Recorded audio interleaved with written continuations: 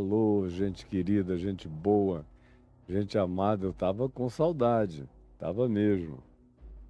Hum, eu vou pedir ao meu amigo Caio para vir dar uma olhada aqui no TikTok, ver se ele tá na live, que o Instagram está, o YouTube, com certeza absoluta, mas a gente teve hoje vários desarranjos aqui tecnológico-intestinais e tem que dar uma checada para ver se as coisas estão todas legais. Dá uma olhadinha aí no nosso amigo TikTok.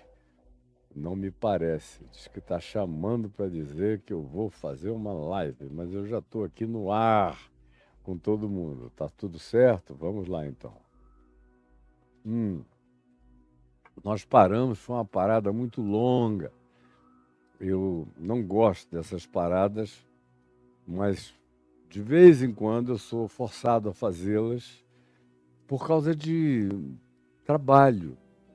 Além do que eu faço aqui com você, todos os dias praticamente, eu tenho uma quantidade enorme de outras atividades. Elas prosseguem, elas crescem, elas aumentam.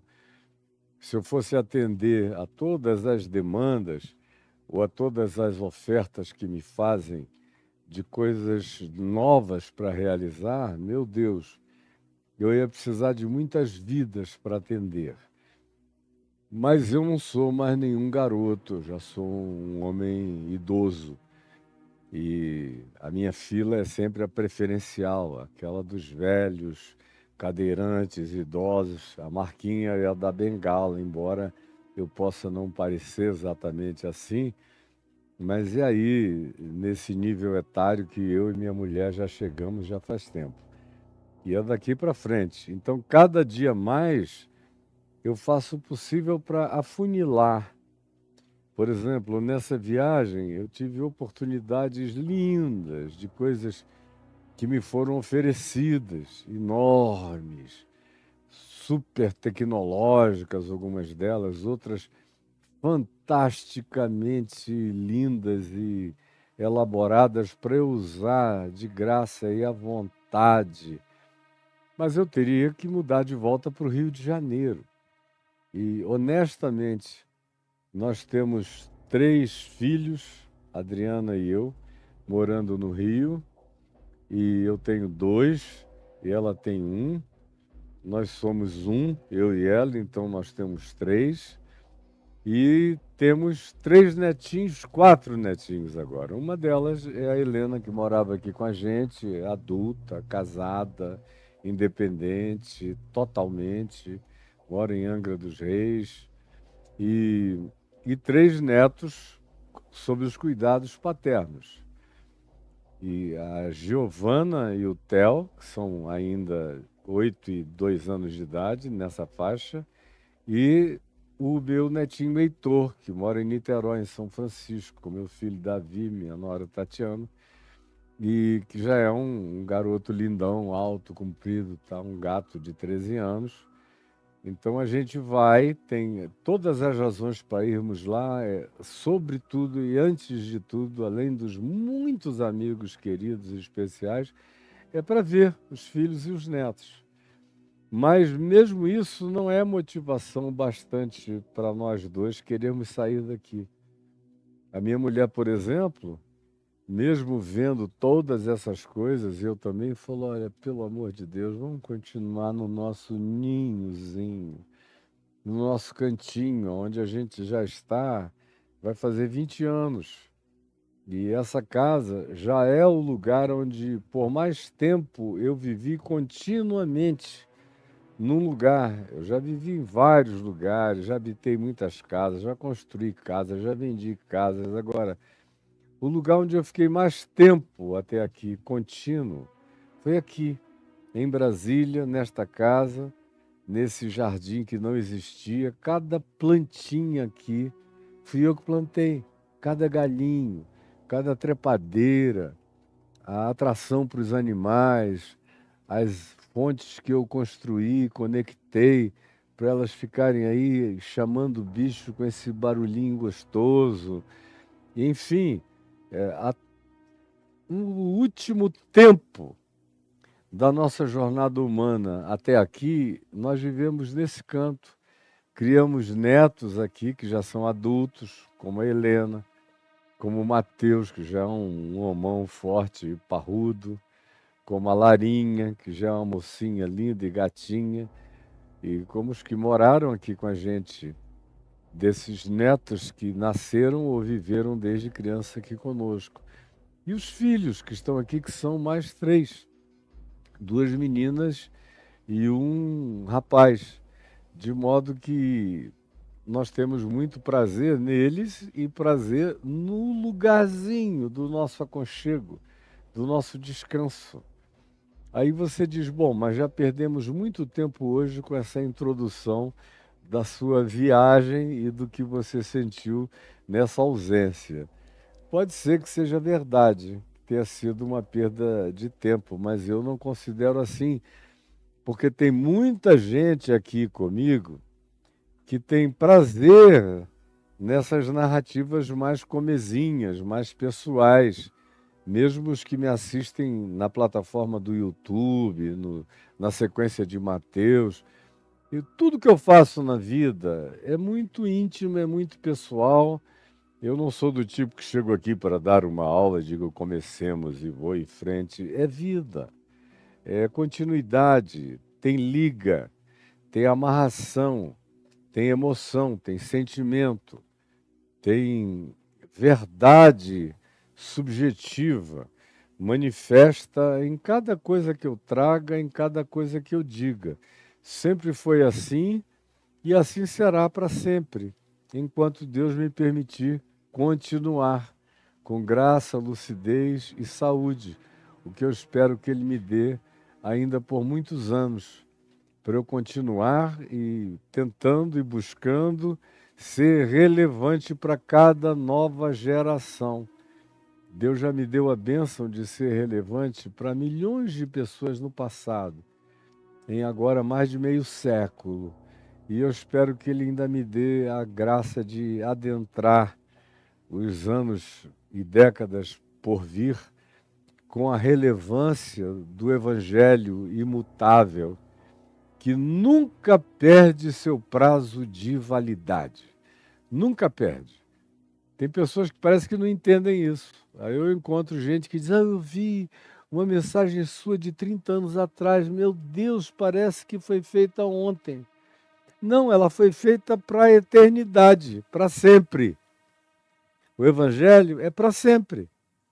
Se você não ficar enfiando muita besteira como ilustração, que dê ligações e amarras definitivas ao que você esteja dizendo a um tempo, a uma hora, a uma época, a um jornal, a ocorrências. Mas se você, ao contrário disso, pregar só o ensino puro e simples da palavra, não tem tempo de validade.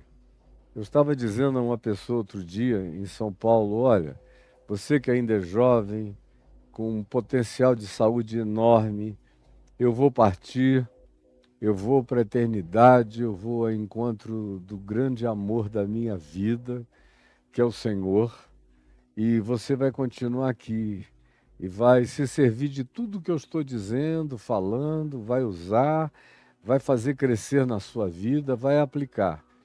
Mas se porventura você for de uma geração que tenha gente indo para Marte, pode ter certeza, dê todo esse material, crie todos esses acessos, coloque na mão dessas pessoas todos esses links, porque lá em Marte, na solidão absoluta do planeta vermelho, o coração vai junto, a existencialidade vai junto, a necessidade de Deus vai junto, a aflição de ansiedade pelo eterno, pelo significado e o sentido das coisas vai junto.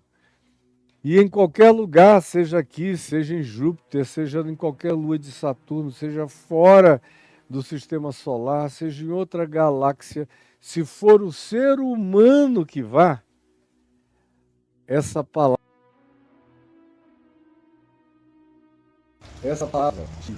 de compaixão, de graça, de misericórdia, de autocontrole, de alegria no Espírito Santo, de capacidade de se conter, de não se vingar, de pensar melhor, de exercer sabedoria.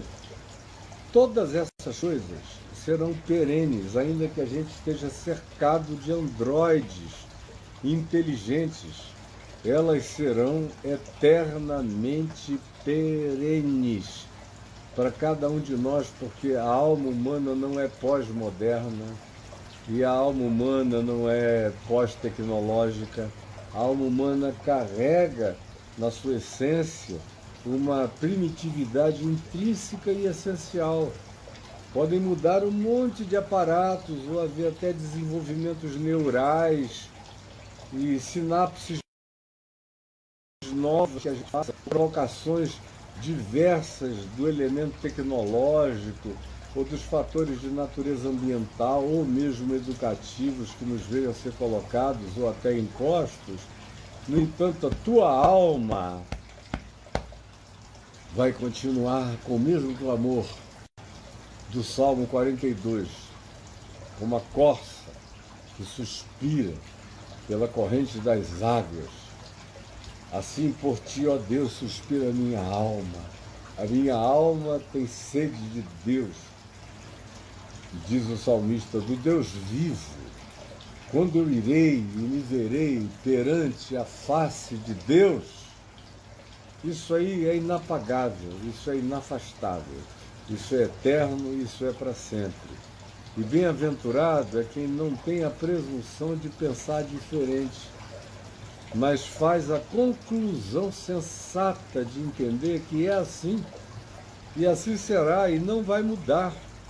Por isso não adianta você tentar se anestesiar, se distrair ou brincar com miragens, porque no fim de tudo e sempre, o seu coração vai carregar esse clamor que será sempre o mesmo, como vem sendo, desde sempre, desde que os primeiros humanos com capacidade de autoconhecimento, com o potencial de dizer eu, disseram eu.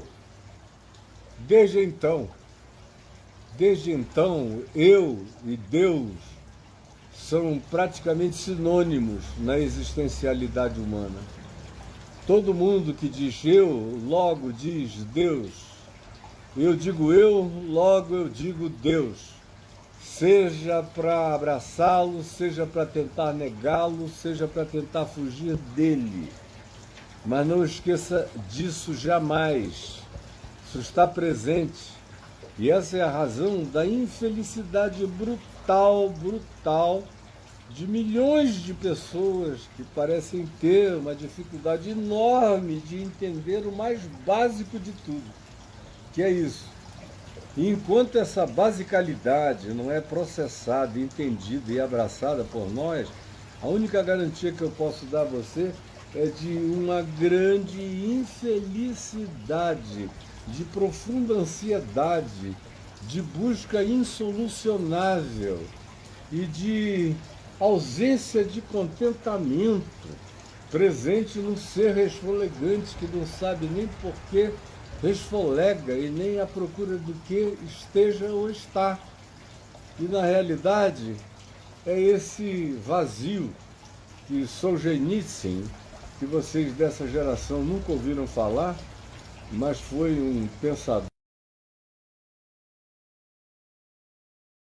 historiador de militante antigo da União Soviética, que foi lançado num dos campos de Gulag, que vocês também hoje em dia já não sabem mais nem o que é, mas a minha geração cresceu com os Gulags da Sibéria e da União Soviética, onde eram colocados todos os desterrados e abandonados desde os tempos horrorosos do Stalin, onde milhões morreram. Mas foi o Solzhenitsyn que disse que no coração de todo homem há um vazio do tamanho de Deus. É uma frase que às vezes você ouve repetida aí na internet, tem gente dizendo, porque no coração de todo homem tem um vazio do tamanho de Deus. Não dizem quem disse isso a primeira vez, foi Alexander Solzhenitsyn. Assim como eu vejo trilhões de outras declarações, ensinos e falas sendo repetidos como se fosse propriedade intelectual do cara que mal sabe assinar o nome, nem pensa direito, mas decora e papagaia, repetindo muitas coisas. Eu me vejo repetindo para todo lado que eu olho, tem alguém me repetindo em alguma coisa. E eu digo, bom, graças a Deus estão repetindo o que é certo. O duro é quando eles ficam repetindo o que é totalmente errado. Mas a alienação é profunda.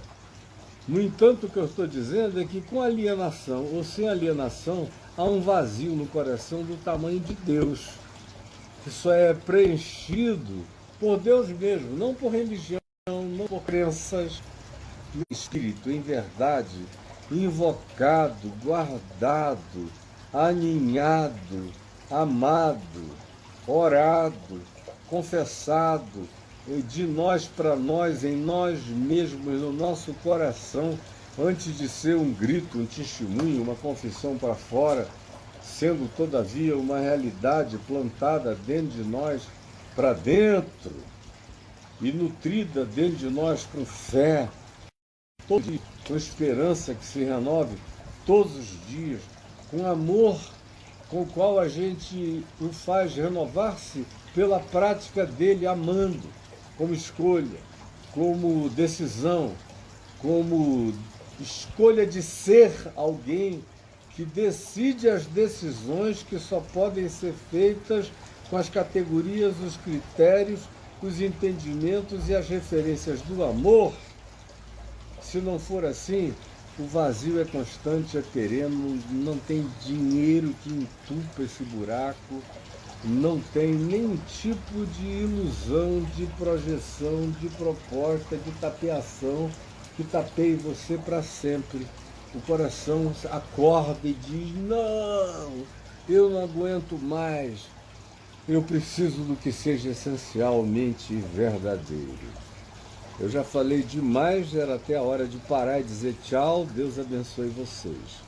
Mas eu vou prosseguir aqui em Mateus, que é a nossa exposição.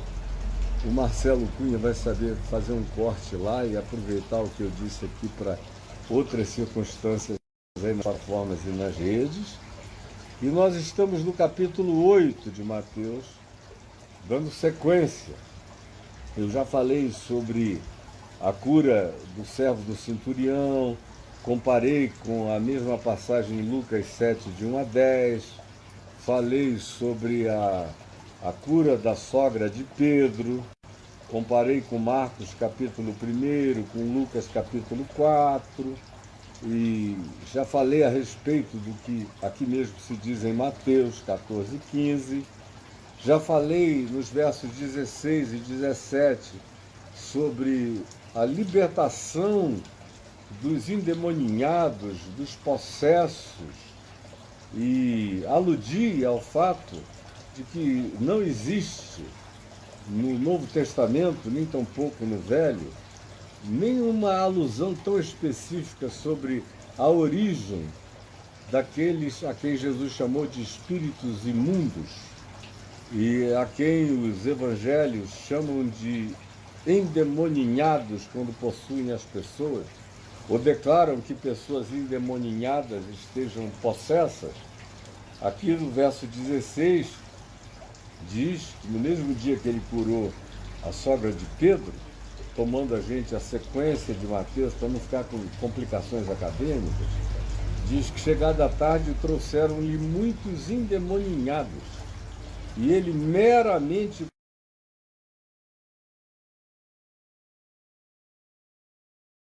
com a palavra expeliu durante meia pela palavra.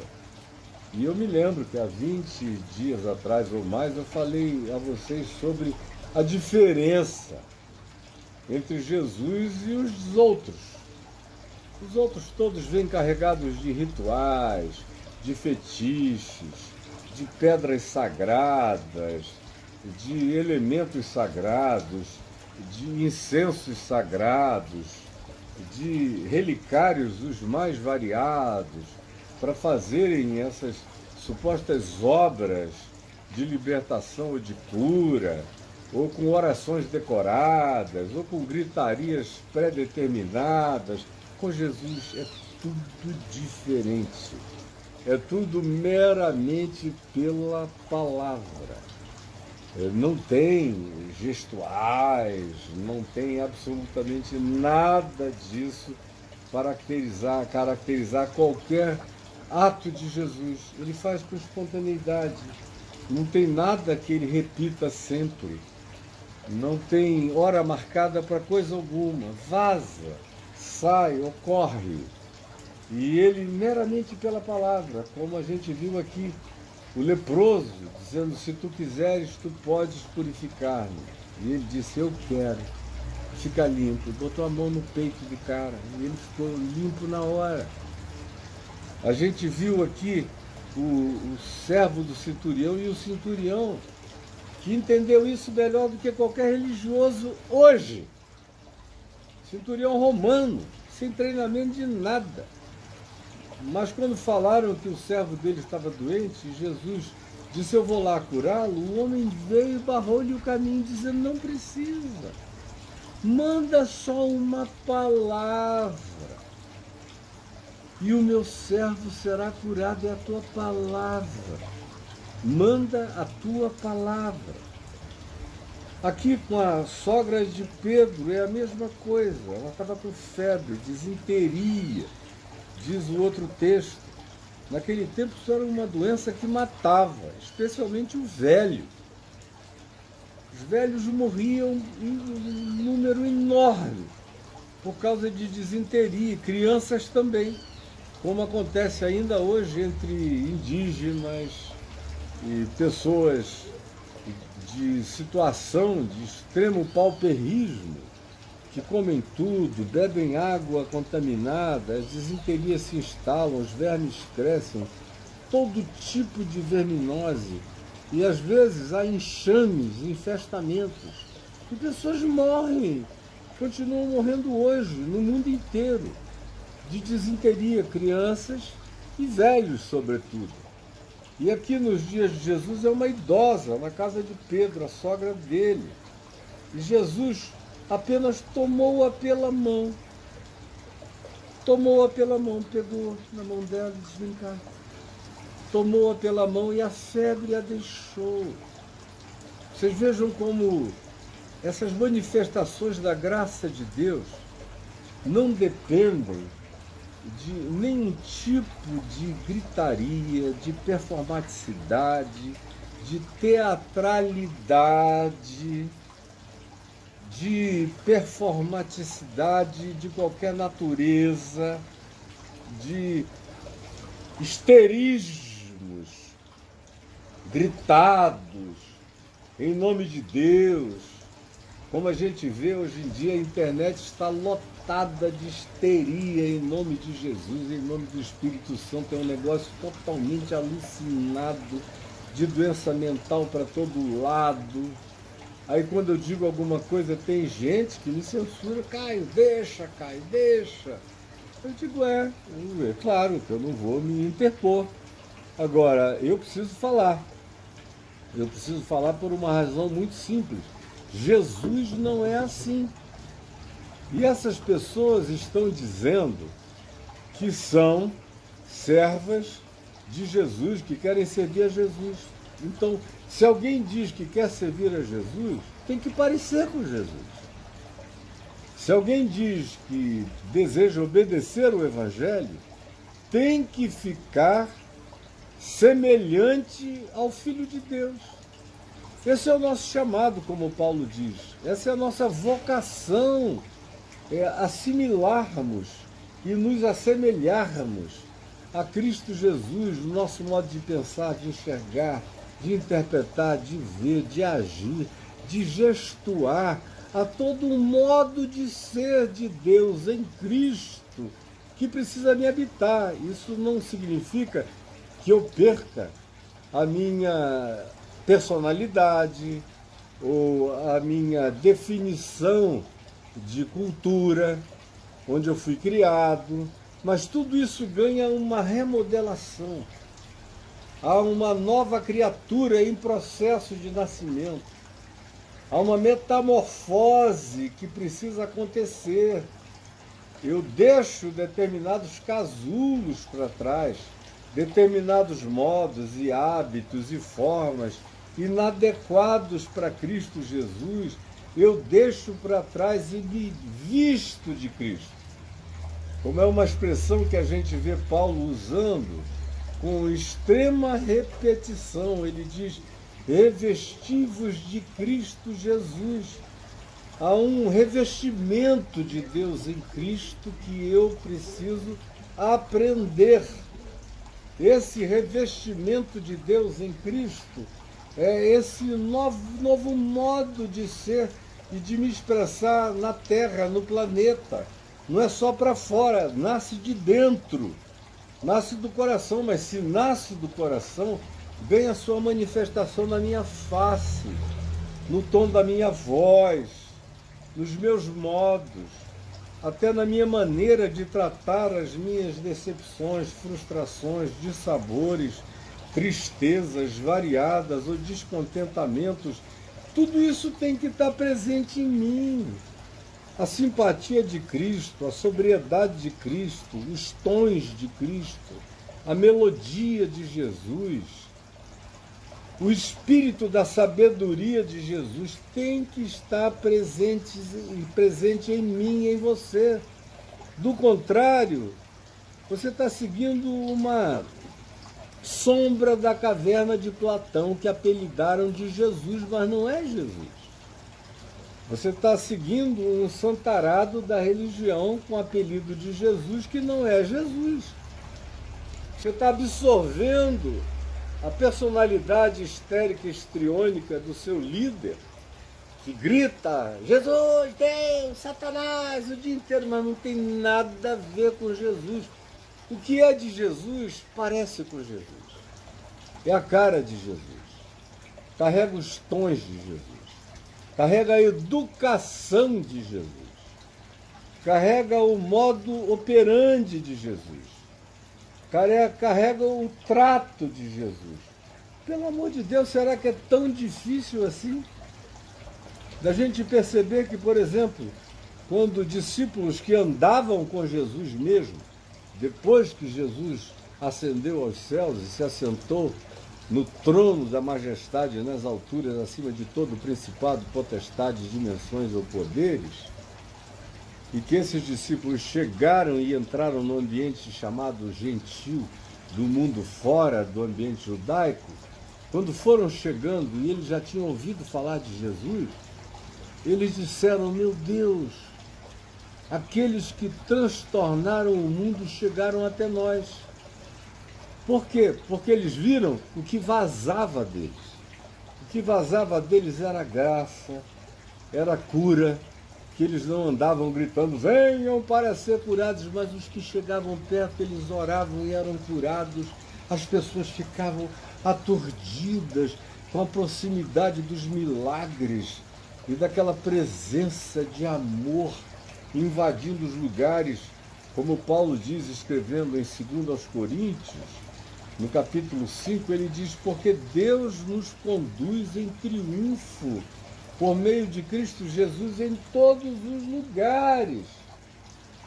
Aí ele usa uma imagem das vitórias das legiões romanas quando venciam o inimigo e que voltavam para Roma e entravam na cidade e vinham com eles os despojos que eles tinham conseguido, tanto quanto os espécimes mais poderosos e mesmo as realezas dos povos aos quais eles tinham submetido, subjugado e escravizado, vinham entrando.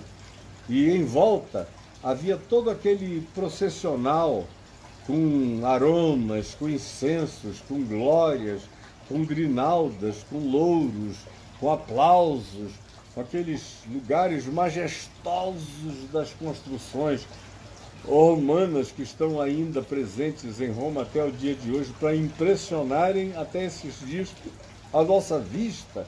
Naqueles dias era quase que um ambiente extraterrestre para quem chegava de longe. E Paulo usa essa imagem dizendo: a gente chega em todos os lugares. Ele está falando tomando essa ideia como exemplo. E para com uns, ele diz, nós somos cheiro de vida para vida. Como lá em Roma. Para aqueles que iam vendo a vitória da legião chegando, é comida, é riqueza, é vida, é para celebrar o que está acontecendo. Mas para quem ia escravizado, o mesmo ambiente, a mesma cenografia, o mesmo incenso, a mesma perfumação, o mesmo ambiente era carregado de impressão e cheiro e aroma e fragrância de morte para morte, porque tudo dependia da interpretação de cada um e da condição de cada um. Por que eu estou dizendo isso? Porque em Jesus a gente tem que saber que existe um modo de ser que é segundo Jesus. E você pode sair gritando o nome dele, como os endemoninhados faziam quando o viam, saíam gritando, ele é o Cristo, ele é Cristo, ele é o Cristo. E essa fala de ele é o Cristo, não ser uma fala em nome de Deus, mas ser uma fala de um possesso endemoninhado. Não do Espírito Santo, mas de um espírito maligno. Então parece que vocês não sabem mais fazer nenhuma diferença. Às vezes eu olho aí na televisão, nos ambientes, e vejo um monte de gente possessa. Possessões em nome de um Cristo falsificado, de um Jesus objeto de estelionato, que de Jesus só tem o apelido, o nome. São possessos e endemoninhados carregando o apelido de Jesus numa das mais horrorosas falsificações, mas o Espírito de Cristo, a gentileza de Cristo, o modo de Jesus operar, ser, se manifestar, não está presente ali. Não está presente ali. Como a gente vê aqui, há um toque, o estender de mão, eu quero, fica limpo. Há um pegar pela mão a velhinha, vem, e a febre a deixa, e ela fica curada. Trazem endemoniados e doentes, e ele, meramente pela palavra, multidões e multidões ao cair da tarde na porta de Cafarnaum, e ele meramente pela palavra, dizendo, fica livre, fica curado, fica livre. Como eu tenho visto no curso da minha vida as coisas mais impensáveis agora aqui, por exemplo. Eu estou falando aqui para você. Mas eu não estou falando só para você. Você pensa que é só para você que eu estou falando? Não. Eu estou falando também para milhões de outras pessoas que não estão aqui agora e vão assistir depois. Tanto quanto assisto e falo também com aqueles que estejam aqui agora. E entre aqueles que estão aqui agora, tem um monte de gente que não está sentindo nada, que está com pressa, angustiosa, ansiosa, querendo sair correndo. Ai meu Deus, lá vem um Caio com esse evangelho de Jesus, ele não muda de assunto, não muda de disco, não faz nenhuma promessa de prosperidade financeira. Esse cara está aí, vai morrer falando isso, eu vou morrer falando isso. Mas ao mesmo tempo, tem gente sofrendo aqui comigo. E eu as encontro por aí, faz mais de 50 anos que eu encontro essas pessoas para todo lado. Como no tempo em que eu vivia nos estádios de futebol entupidos de gente para me ouvir. De quarta a domingo, lotado. Ou nos ginásios, ou em todos os teatros do país, ou nas praças públicas do país inteiro, ou do exterior, na Europa, nos Estados Unidos. Eu via e ouvia os testemunhos de pessoas dizendo, você começou a pregar e meramente pela pregação, pela palavra que você foi falando, o mal que me habitava há décadas saiu de mim instantaneamente. Como eu chego em alguns lugares e há aquelas filas que se formam, depois que eu acabo de falar, em alguns lugares, eu termino 9h30 da noite, fico até meia-noite, 1h, 1h30 da manhã, com aquela fila que dura 2, 3 vezes mais do que o tempo da minha palavra, de gente que quer me contar alguma coisa. E quer dizer, enquanto eu te ouvia, eu que estava numa depressão há 15 anos, medicado de todo lado, aquilo foi tirado com a mão, meramente pela palavra. Eu tinha síndrome do pânico incontrolável, que paralisou a minha vida. Um dia me puseram para te ouvir, eu comecei a te ouvir. Assustador e inexplicavelmente aquele negócio foi arrancado, soprado para longe de mim, nunca mais voltou. Faz anos, meu maior sonho era te encontrar para dizer isso. E você está me vendo aqui, para você não está significando nada, é mais uma fala do Caio. Mas para algumas centenas e milhares de pessoas está sendo cura, libertação, apaziguamento, salvação de poços profundos de angústia indizível. É para esses, sobretudo, que eu falo. É para esses, sobretudo, que eu venho aqui. E para aqueles que têm essa sede imensurável de Deus, essa sede do tamanho de Deus, que vai sendo preenchida pelo significado da palavra, que vai engravidando o coração dessas pessoas, com essa graça que vem depois a fazer Cristo nascer nelas. E elas vão se tornando cada dia mais gente cheia de Deus, grávidos de Deus, grávidos de Jesus. Vão parindo Cristo Jesus no curso de suas vidas, que se muda e se transforma e se regenera e nasce de novo para sempre. Elas nunca mais são as mesmas pessoas. Muda a mente, muda o coração, meramente pela palavra. Isso é que é extraordinário em Jesus.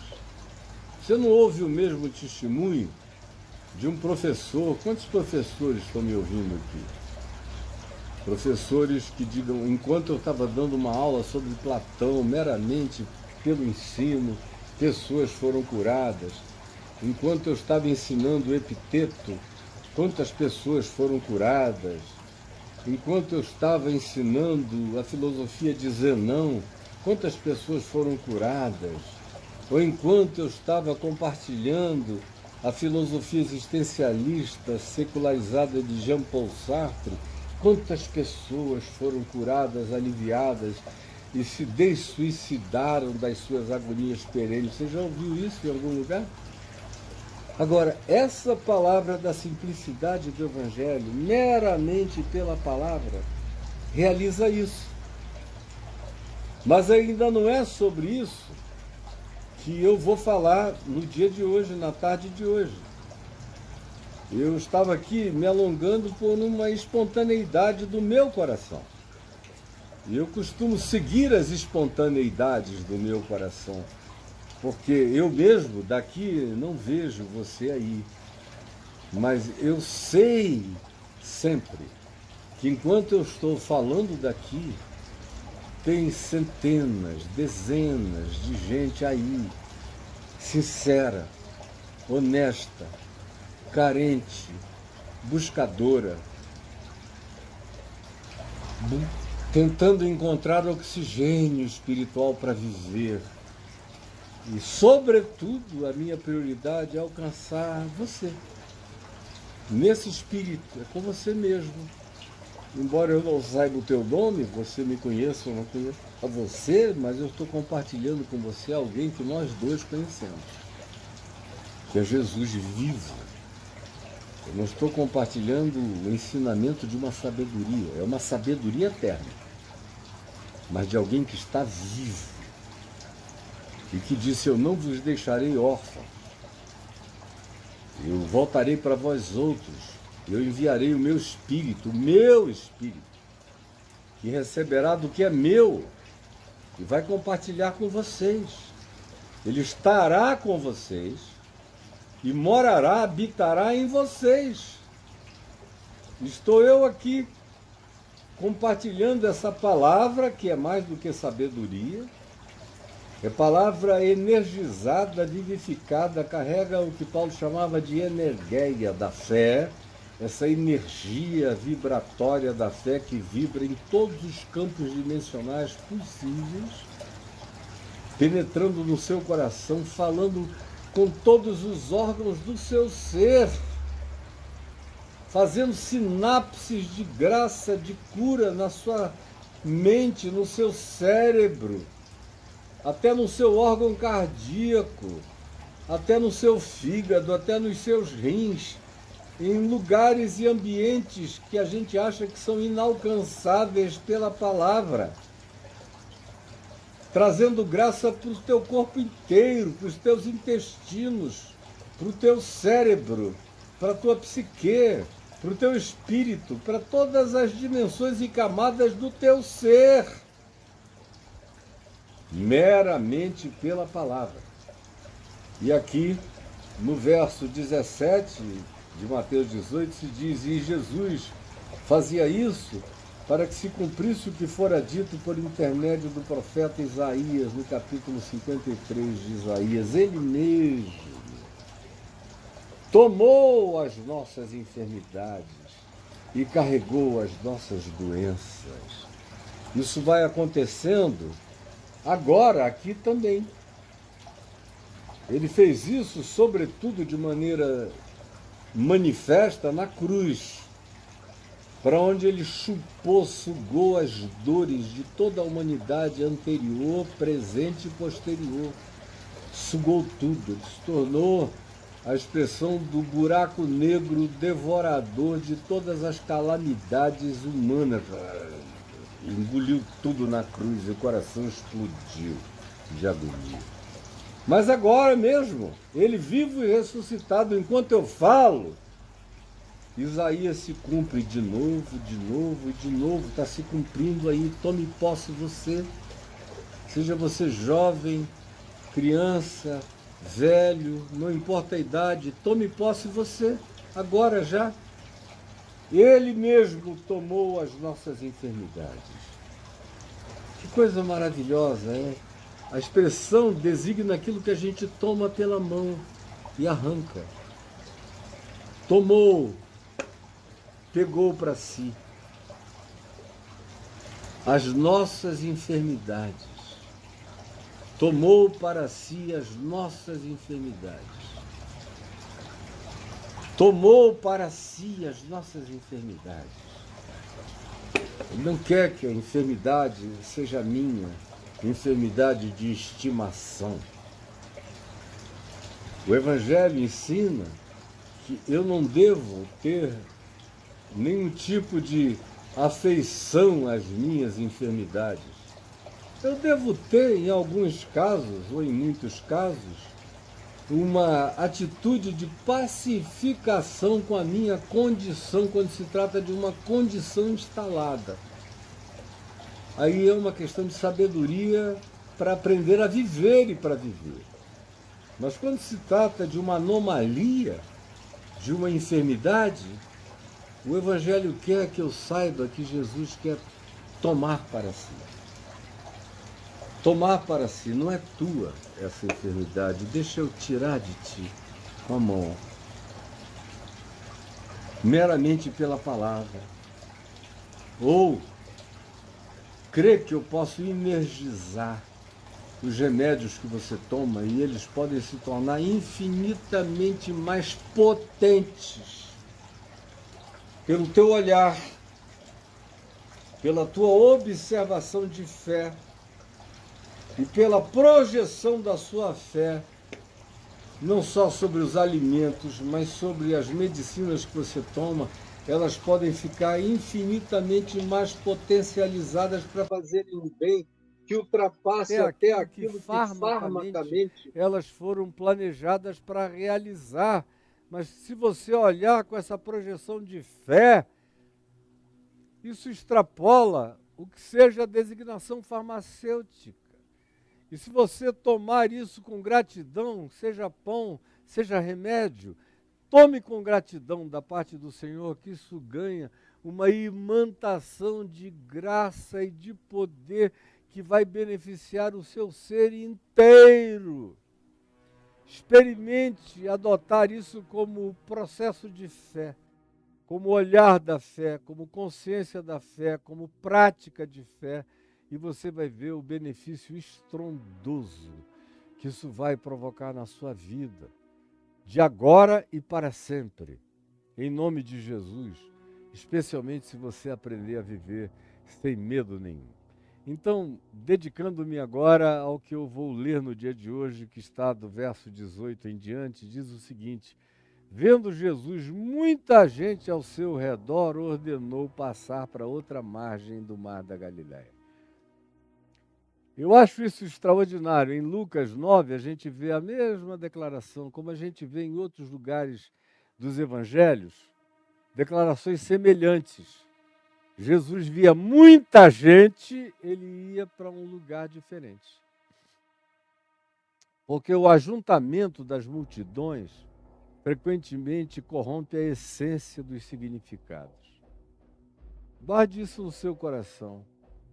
O que a gente aprende lendo o Evangelho é que a muvuca, o excesso de multidões, com os seus fetichismos, com as suas esperanças rasas, com as suas dores imediatas apenas, ou com a sua vontade de ganhar na loteria, na sorte grande, e quem sabe beber da fonte da juventude, porque cada um olha para Jesus com as projeções dos seus próprios elementos misticistas, fetichistas, das suas educações tortuosas e percepções herdadas, algumas boas, outras nem tanto, e a mesma coisa, sob o olhar de pessoas distintas e diferentes, se transforma em coisas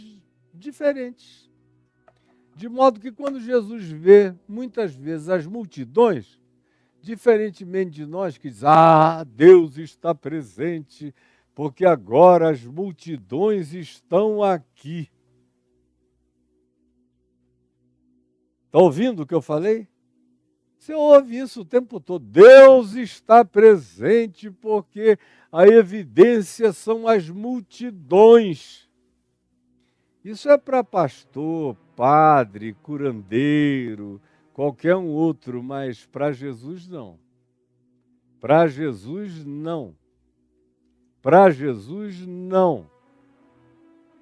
Jesus recebe as multidões, cura as multidões, mas frequentemente ele troca de multidões.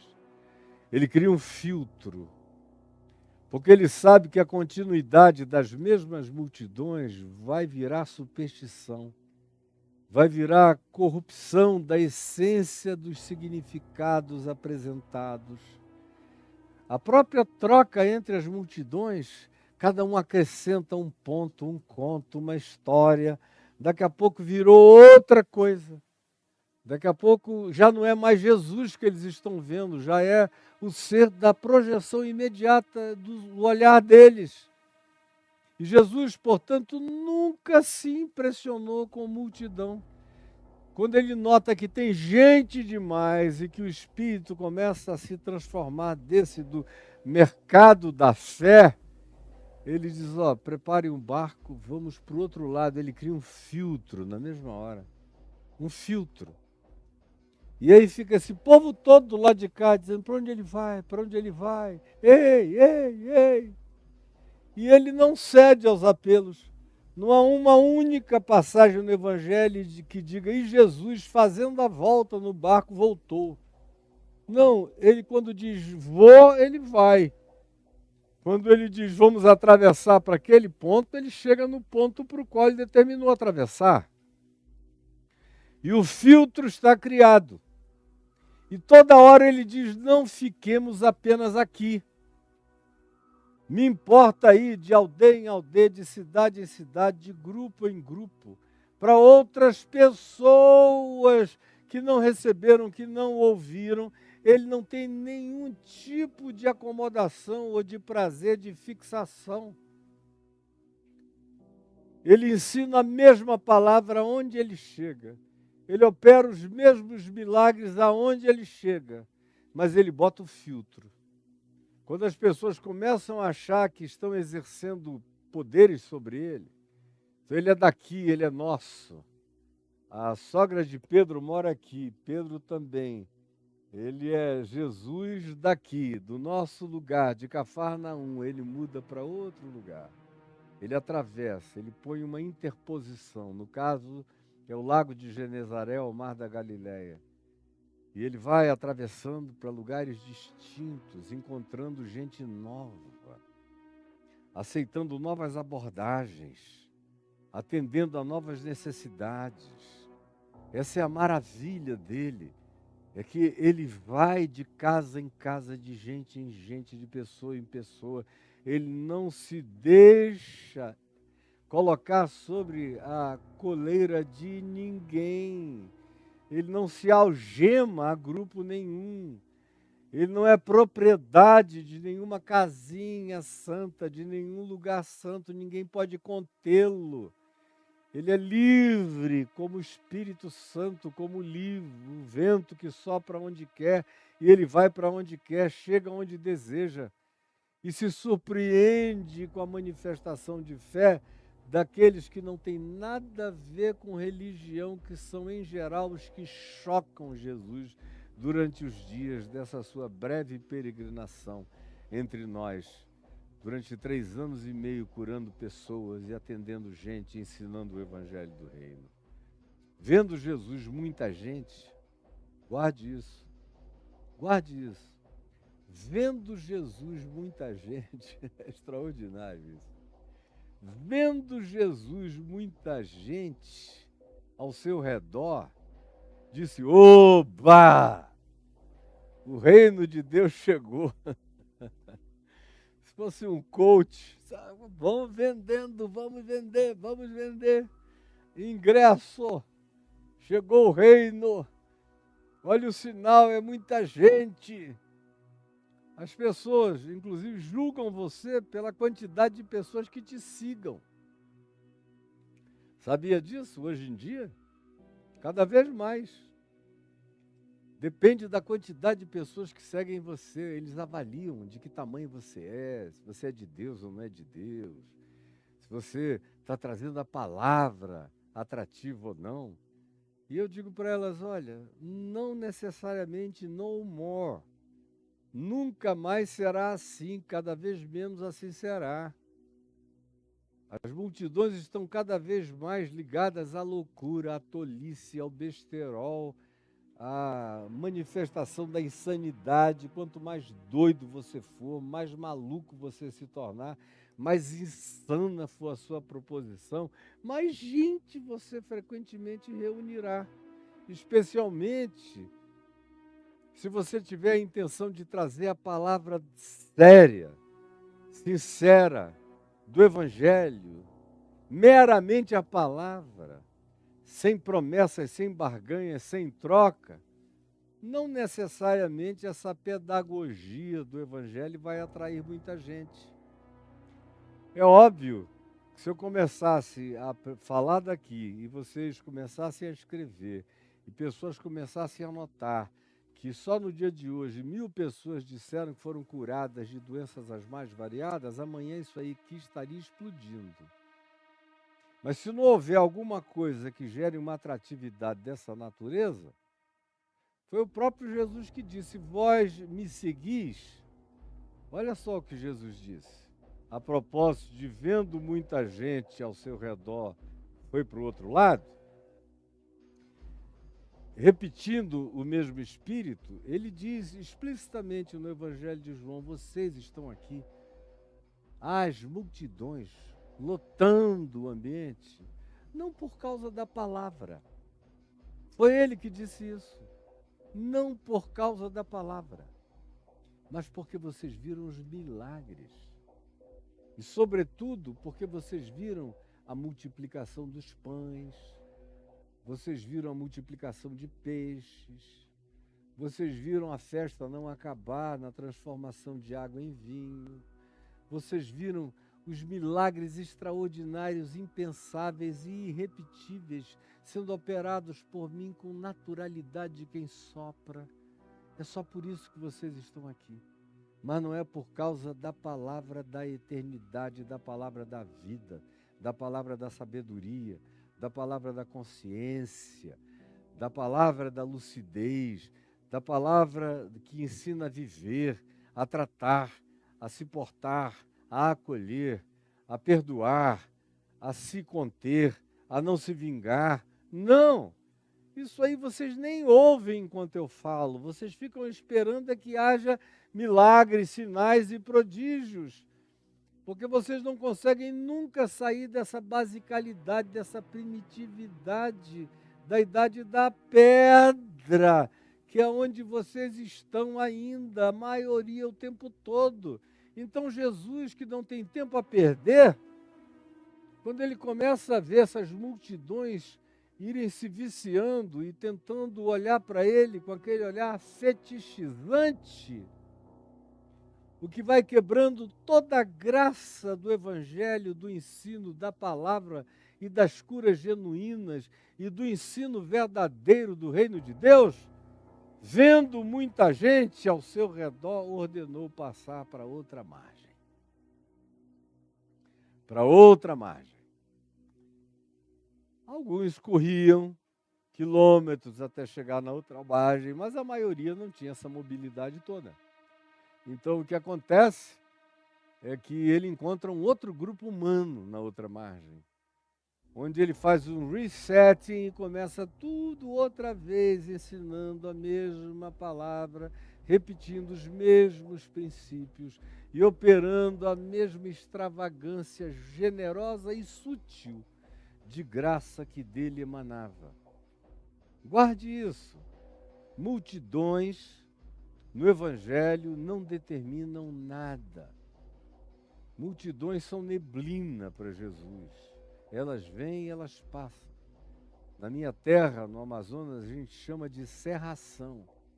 É só aquela neblina baixa, que quando o sol esquenta, ela desaparece. Assim são as multidões.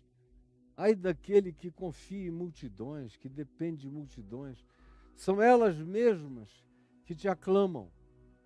E são elas mesmas que, dependendo da circunstância, subornadas, gritam Barrabás, Barrabás, crucificam, crucificam.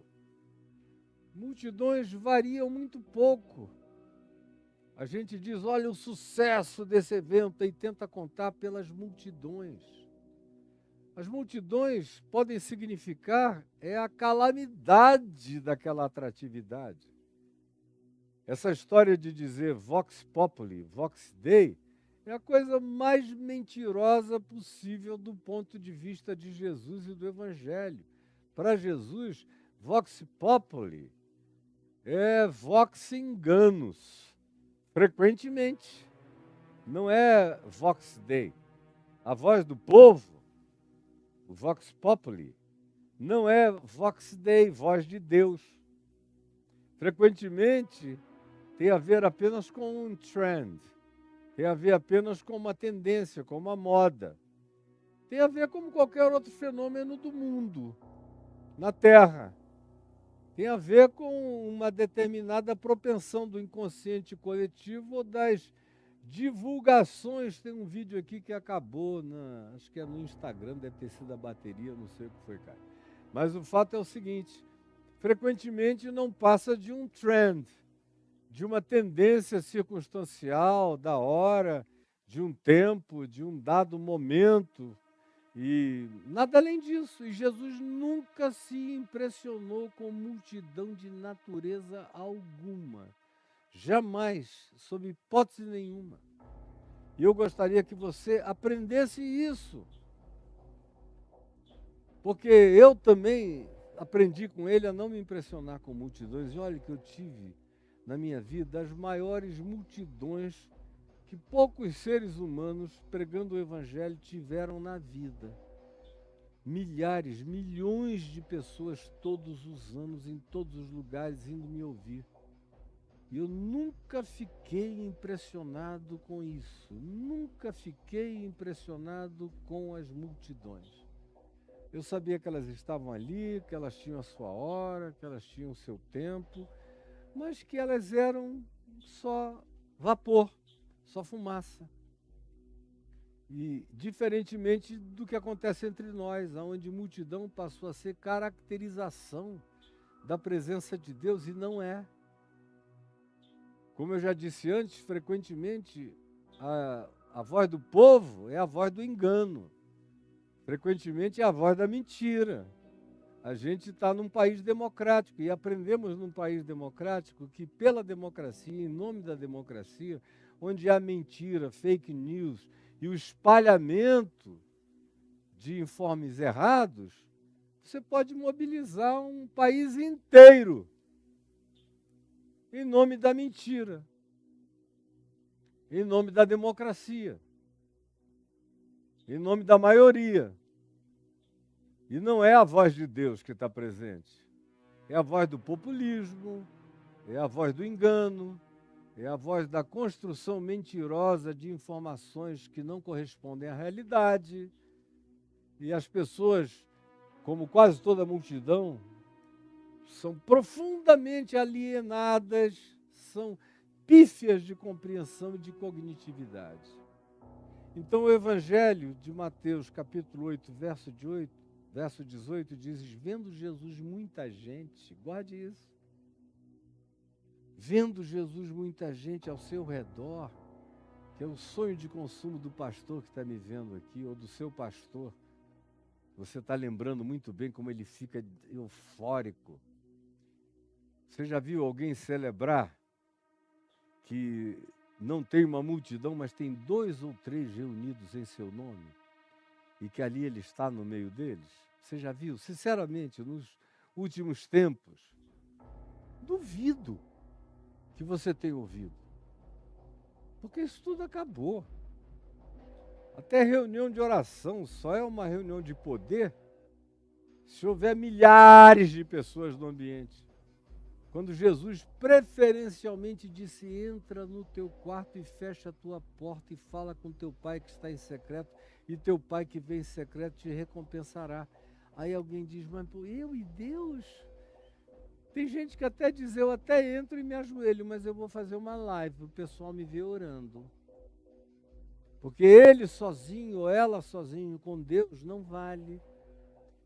As pessoas perderam a pessoalidade, elas existem só como personas para serem publicizadas, para serem tornadas visíveis. E quanto mais eu mudo o eixo do meu significado para a publicização da persona, mais eu perco a individuação, a individualidade, a qualidade singular do meu eu diante de Deus. E me desconheço, me estranho, já não me reconheço e passo a cair nesse abismo do vazio impreenchível. Para o bem das multidões, Jesus deixa as multidões. Para o bem das multidões, Jesus deixa as multidões. Vendo muita gente ao seu redor, ordenou aos que estavam com ele: vamos passar para o outro lado do mar.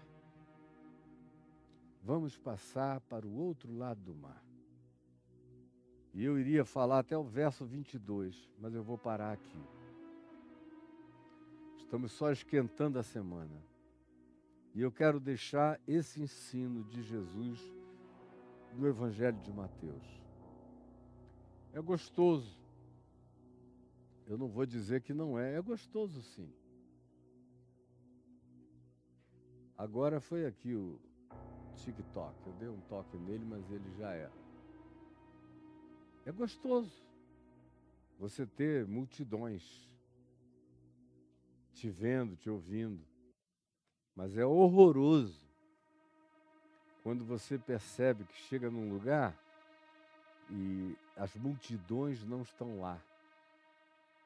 E o cara entra em estado de depressividade. Como pastores que ficam com raiva, com ódio até do povo? Cadê esse povo que não veio, que me deixou? É um negócio horroroso. Porque a vida espiritual de certas pessoas, ou o ministério de certas pessoas, ou o significado de certas pessoas, ficou intrinsecamente ligado ao que elas relacionam à quantidade de gente em volta.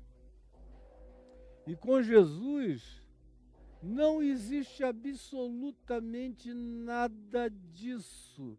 Com Jesus não há absolutamente nada disso. Se tem muita gente, ele cuida, trata e cura e ensina os que estão ali. Quando ele vê que aquilo começa a virar um grupo de fetichistas da pessoa dele, ele vai para o outro lado. Ele deixa a multidão com a multidão e sai. Essa deveria ser uma lição espiritual profunda para aqueles que se alimentam da alegria de terem multidões consigo e entram em estado depressivo, como eu conheço milhares de pastores e de líderes e de padres e de sacerdotes que entram em estado depressivo quando não conseguem arregimentar mais as multidões. Parece que entraram em estado falimentar, que Deus não está com eles. Começam a se perguntar onde é que eu errei, porque deveria haver muita gente comigo se Deus comigo estivesse. Você veja como é fácil inverter e perverter a lógica de Jesus na vida, com os critérios e categorias da religião e do marketing religioso e da suposta validação do significado religioso de cada um, que é feito através das multidões. Vendo Jesus muita gente ao seu redor, ordenou passar para outra margem. Agora, tem muito pouca gente com essa coragem, muito pouca gente. Só muita maturidade é que faz você ter essa coragem. É um negócio tão inconcebível no meio religioso que eu sou indagado até hoje, 26, 27 anos depois, que eu não quis mais fazer parte daquele circo imenso de incensamentos e adulações. Até repórteres jovens que vêm me entrevistar perguntam: o senhor não se arrepende? Porque eu ouvi dizer que onde o senhor botava o pé eram milhares e milhares para todo lado. Eu digo: não, de jeito nenhum. Eu estou muito feliz, eu alcanço milhões de pessoas falando do meu canto. Eu não preciso pegar, visibilizar, sentir, ser apalpado, cultuado, idolatrado, de nenhuma modo ou natureza, já há muito tempo. Nunca fui assim. Sempre fugi dessa hora da fetichização. Quem me conhece sabe como eu escapava dos estádios para não ser objeto de fetichização de gente que queria rasgar minha gravata, meu paletó, minha camisa, pegar fragmentos de mim, porque a doença humana se instala com uma facilidade enorme nas pessoas. E tanto mais quanto a maturidade foi me atingindo, mais cônscio disso eu me tornei. E frequentemente eu sei que às vezes tem alguém que eu nunca vou ver, mas que eu posso, quietinho, orar por ela no meu canto e crer que Deus vai intervir na vida dela e ela vai ser beneficiada, curada, ou iluminada, ou libertada, embora ela nunca venha saber que eu tive qualquer coisa a ver com aquela oração e intercessão que o meu Pai conhece e respondeu em favor dela, e ela não precisa saber nem da minha existência. Só quando você vai começando a ficar parecido com Jesus é que você vai adquirindo esse entendimento e essa compreensão de que mais vale o que você deixa de essência do que aquilo que você apresenta como publicização do que já é frequentemente aquilo que coloca você no caminho de jornada descendente em relação a qualquer que seja a graça em estado proeminente. Vendo Jesus, muita gente ao seu redor foi para o outro lado do mar. E eu peço de todo o coração a Deus por você, que você tenha ganho esse entendimento, essa compreensão. Meus amigos bem-te-vis estão dizendo amém.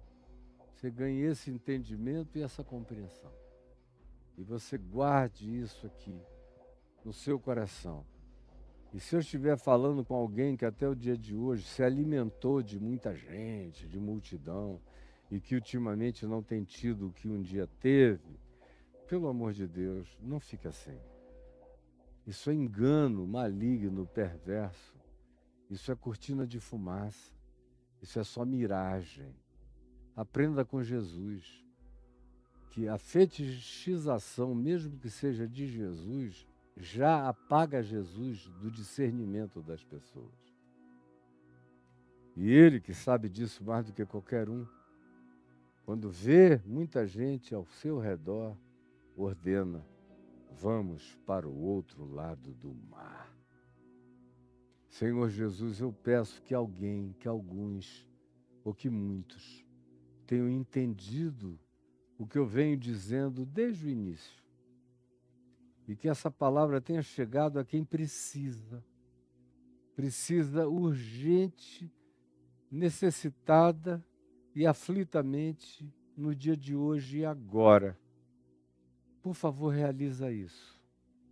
É o que eu te imploro, crendo que entre mim e todos tem a mediação do Espírito Santo e dessa palavra que é meramente por ela e nela que todos os milagres da eternidade se tornam contingências presentes no coração humano, na hora em que o ente sincero te busca em espírito e em verdade. É o que eu te imploro que seja assim, em teu nome, Jesus. Amém e amém. Agora olha aqui para mim, vocês todos que estão aqui comigo ainda. Tem ali um QR Code para quem está no Instagram, e é só no Instagram que você consegue ter, aliás, é só no YouTube que você consegue ter acesso a esse QR Code. Você aponta a sua câmera, sabe como opera, cai no ambiente, ele está cheio de cartões de crédito para os que querem ajudar este ministério a prosseguir, a pagar as contas, os salários dos que trabalham, dos que se dão, dos que dão tempo integral para me ajudar. Eu não faço nada sozinho. Não só aqui em casa, mas no Rio, em São Paulo, tem gente me ajudando em vários lugares que dependem fundamentalmente disso. E eu quero que você faça isso. Você ajude. Eu não tenho barganha nenhuma com ninguém. Não faço trocas. Nunca fiz e nem farei. É o evangelho da graça. Você abre o coração e recebe. O que passar disso é fetichização pagã. Não tem nada a ver comigo. Nada a ver com Jesus, nada a ver com o evangelho. Aí embaixo também você vê um Pix. Anote o Pix. Para você que usa Pix com mais rapidez, com mais facilidade, cai direto lá na conta da Elde, o meu querido amigo Edivaldo Grado, que é meu companheiro há 35 anos, que é quem faz a gestão, os pagamentos, os cuidados de tudo. E quando falta, ele tira do bolso dele para não deixar faltar. Então, nos ajude, participe e colabore, mesmo, sem trocas e sem barganhas. O privilégio é seu, porque Deus ama quem faz tudo isso com gratidão e com alegria. E eu quero também dizer a você que a nossa viagem para antes do dilúvio, na Turquia, está se aproximando. Nós estamos agora nos primeiros dias de março. Vamos viver março e abril. E no dia 2 de maio, O grupo vai sair daqui. E nós vamos ter coisas novas e coisas velhas nessa viagem. Eu que já fui à Turquia tantas vezes, para mim são coisas, algumas que eu já visitei muitas vezes. Istambul é uma das cidades que eu mais gosto de visitar, um dos lugares mais lindos do mundo, a Capadócia. Eu adoro aquela região de Pamukkale, Herápolis, Colossos, Laodiceia, todos aqueles lugares, Éfeso, lindo.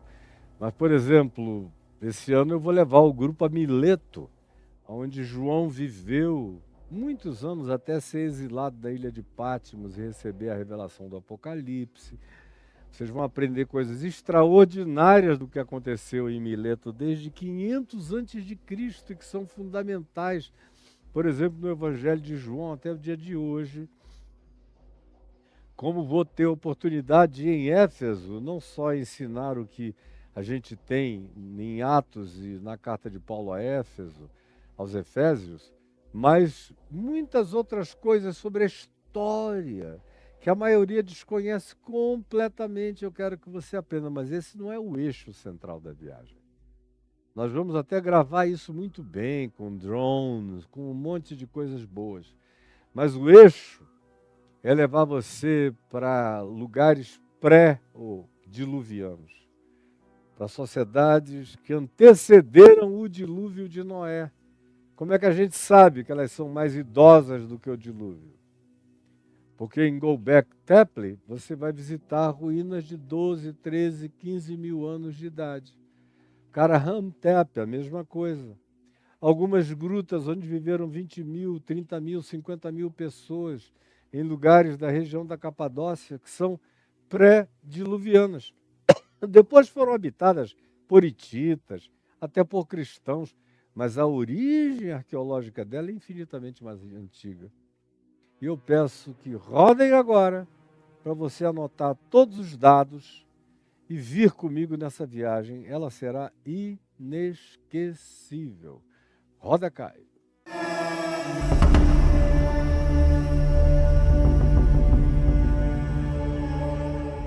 Oi, gente querida. É um convite para você viajar comigo num momento super íntimo. Aliás, eu desejo que essa nossa próxima viagem seja um dos momentos mais íntimos que eu possa ter com as pessoas. Sempre há muita intimidade, mas dessa vez eu quero que seja mais do que nunca, muita intimidade. A gente vai sair daqui no dia 2 de maio e aí o resto é roteiro. No dia 1º a gente chega em Istambul, vai para um hotel maravilhoso. No dia seguinte a viagem é toda em Istambul. Santa Sofia, palácio extraordinário para você visitar, o Topkapi.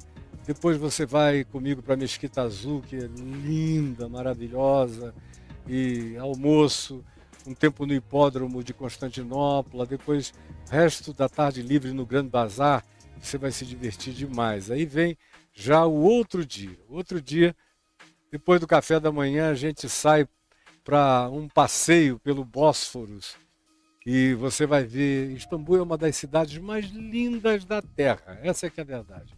Vai ficar deslumbrado. Bazar egípcio, bazar das especiarias, passeio de barco por dentro do mar de Marmara, tudo isso que você vai ver comigo. Até aí, nós ainda estamos só na periferia. E as refeições, tudo mais em grande estilo, em bons lugares, eu espero que você venha. Aí no dia seguinte, a gente viaja de ônibus para fazer um passeio e nós vamos direto parar em Göbekli Tepe. Göbekli Tepe é uma das cidades mais antigas. Ela tem pelo menos 12 mil anos de idade, ela é pré-diluviana e com sofisticação que os cientistas não conseguem explicar. Porque eles dizem que há 12 mil anos atrás os homens estavam pulando das árvores para se tornarem caçadores-coletores, que nem conheciam ainda a roda. Göbekli Tepe coloca tudo isso de águas abaixo.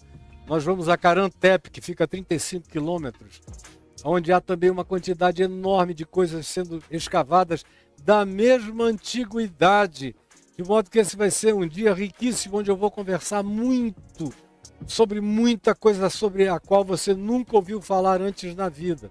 No dia seguinte, a gente faz um transfer para Capadócia, vamos chegar na Capadócia, acomodações naqueles hotéis nas rochas, que são lindíssimos, maravilhosos, charmosíssimos. Você vai ficar deslumbrado lá. Aí no dia seguinte, na Capadócia, a gente começa nosso trabalho de visitação, nas grandes cavernas profundas, algumas antiquíssimas, nas quais já viveram mais de 20 mil pessoas a um tempo só. Tem algumas onde se diz que viveram mais de 50 mil pessoas no tempo da Era do Gelo, no final da última Era do Gelo. E eu vou levar você a cada um desses lugares e você vai ficar embasbacado. E nós vamos ter também o nosso passeio normal de balões para ver tudo de cima. Você acorda de madrugada e vê a Capadócia de cima. É um negócio extraordinário. No dia seguinte, nós vamos para Esmirna e Kushadasi. Esmirna é uma cidade de uma das igrejas do Apocalipse, mas também é um lugar maravilhoso para descansar. E Kushadasi também. Você vai adorar dar essa relaxadinha para a gente pegar no 8º dia da viagem e irmos de Kushadasi para Éfeso, onde eu vou falar muito sobre Éfeso, coisas que estão no livro de Atos dos Apóstolos, na carta aos Efésios, e coisas extra bíblicas e neotestamentárias, como o concílio de Éfeso, como a cultura toda daquele lugar. Vamos também a Mileto, onde Atos dos Apóstolos, capítulo 20, tem uma passagem importante a respeito, onde João viveu, e há histórias extraordinárias em Mileto, e onde também alguns dos melhores pensadores da história humana estiveram presentes. Foi lá que se desenvolveu o conceito do logos, do verbo. E eu quero falar muito a respeito dessas coisas antigas. De Kushadasi, nós vamos para São João, Laodiceia e Pamukkale. São lugares que eu conheço como a palma da minha mão. E quero levar você em todos eles. O Apocalipse aberto, são as cartas de Paulo, são histórias antigas e outras informações de natureza arqueológica que você vai receber lá, sem falar na beleza que é Pamukkale, com as suas águas termais, e você vai entender muita coisa sobre a mensagem da igreja de Laodiceia. E de Pamukkale nós vamos voltar para Istambul e vamos passar um dia muito agradável em Istambul, e no dia seguinte nós vamos voltar para o Brasil, pegar o avião e voltar. Agora é uma viagem que você não pode perder e que eu quero ter você lá. E o endereço está aí, para você fazer contato com a Parpar Turismo, agora mesmo com a Renata e com a equipe dela. Você está vendo o endereço? E faça contato agora mesmo, eu estou aguardando você. Até lá então, se inscreva, hein? Não perca tempo, faça isso hoje. Vejo você.